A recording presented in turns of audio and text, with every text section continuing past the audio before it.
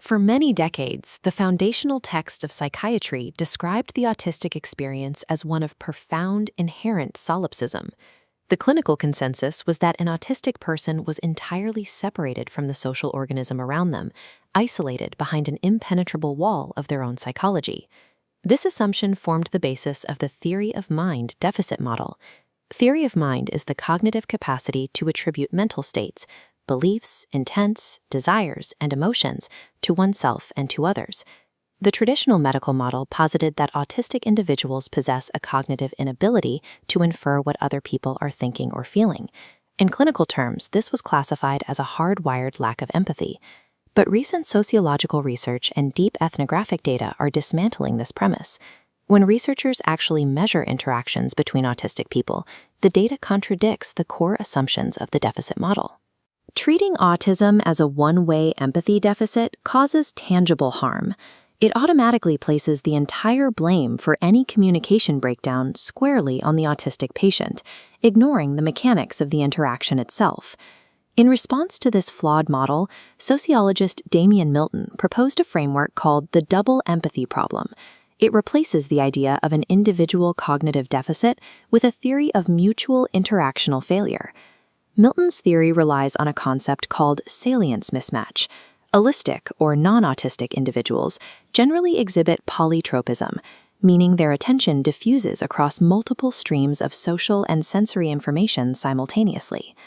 Autistic neurology relies heavily on monotropism, which channels deep, highly focused attention onto a limited number of experiences at one time. When these processing frameworks interface, the result is systemic friction. Signals clash because the individuals operate within divergent social expectations and different sensory realities. But data proves purely allistic or purely autistic interactions connect smoothly. The severe disjuncture only occurs during cross-neurology communication. Empathy is an interactional property, requiring a two-way street of mutual salience.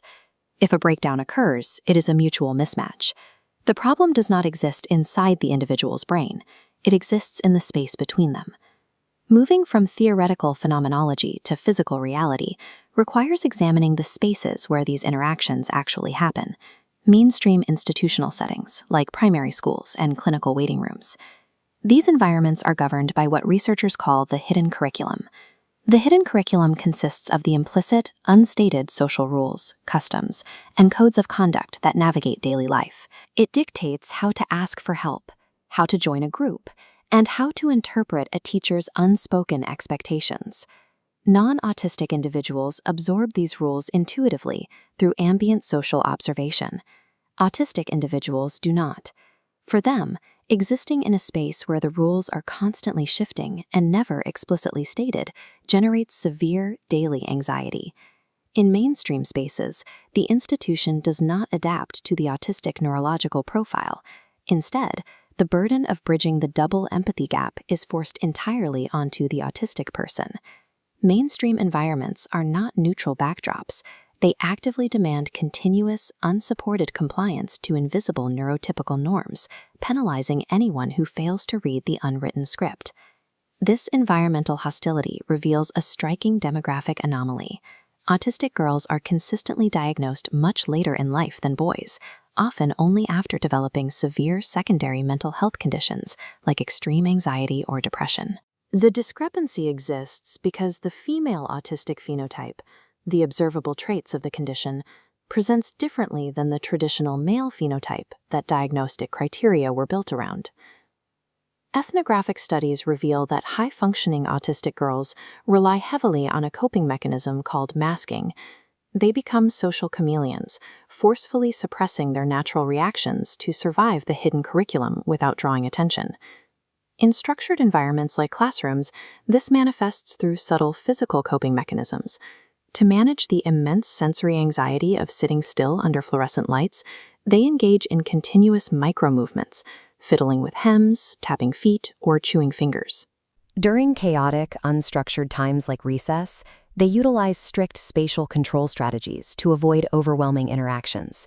They route tightly around the perimeter of a room, systematically give way to peers, or silently withdraw to empty spaces. The effectiveness of the hidden curriculum is its greatest danger. By successfully masking their traits to comply with institutional norms, these girls completely obscure their severe internal neurological distress from the professionals observing them. This dynamic creates a severe disconnect in clinical and educational assessments.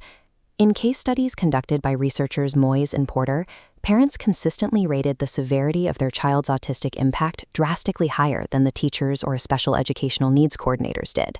Professionals often base their assessments strictly on their own neurotypical perceptions of the classroom.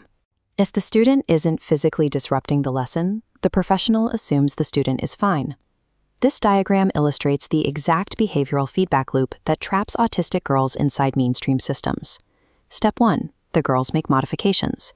Facing an unsupported environment, they hide their struggles, internalize their anxiety, and mask their natural behaviors to meet the demands of the hidden curriculum. Step 2. These modifications alter professional perception. The teacher sees a quiet, compliant student. Because the distress is entirely internal, the practitioner assesses the impact of the autism as low. Step 3. Perceptions dictate support. Seeing no outward disruption, the school provides zero accommodations. Left to fend for themselves in an exhausting environment, the student is forced to mask even harder to survive, starting the cycle over again. By relying on visible, outward disruption as the sole metric for care, clinical and educational systems actively penalize the individuals who expend the most energy trying to conform to them. If the double empathy gap is truly a mutual failure, the burden of adaptation cannot rest solely on the autistic individual.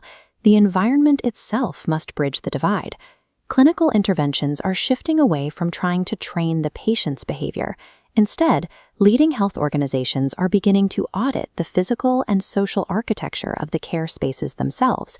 The National Autism Implementation Team, or NATE, developed an extensive environmental audit tool to provide a rigorous, practical framework for this architectural and procedural shift.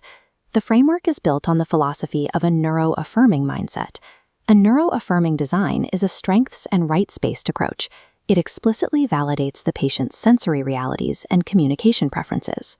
It assumes that differences in processing are standard variations of the human experience, not deficits to be corrected. A neuro-affirming audit serves as a required systemic correction to the double empathy problem, adjusting the environment to accommodate multiple neurological profiles.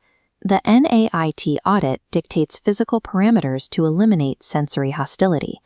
This requires precise interventions, replacing audible alarms with silent visual alternatives, providing user-controlled dimmable lighting, installing acoustic panels to absorb vocal frequencies, and strictly eliminating olfactory triggers.